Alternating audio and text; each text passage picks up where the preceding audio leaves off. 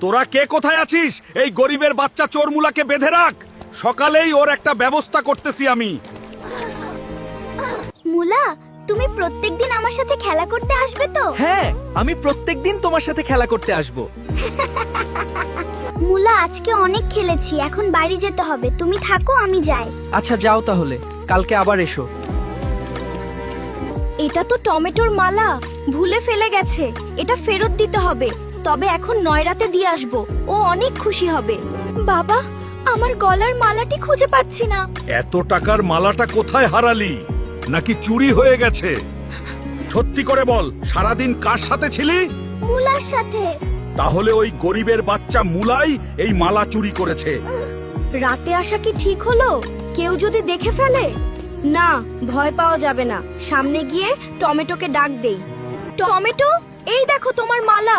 তুমি এটা ভুলে ফেলে এসেছিলে। তুমি এত রাতে এখানে এসেছো কেন? তাড়াতাড়ি চলে যাও।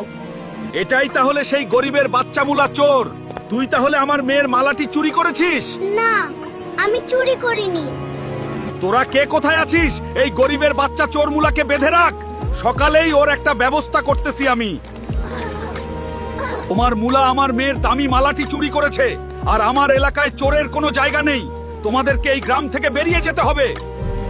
হুজুর, আমি চুরি করিনি, ওটা আমি পেয়েছি। সব চোরেরা এটাই বলে।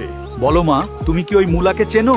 আর তোমার মালাটি কি চুরি হয়েছিল? না, আমি মুলাকে চিনি না। আমি কিছুই চিনি না। আমি কিছুই জানি না। শুনলে তো সবাই, আমার মেয়ের মুখে শুনলে তো।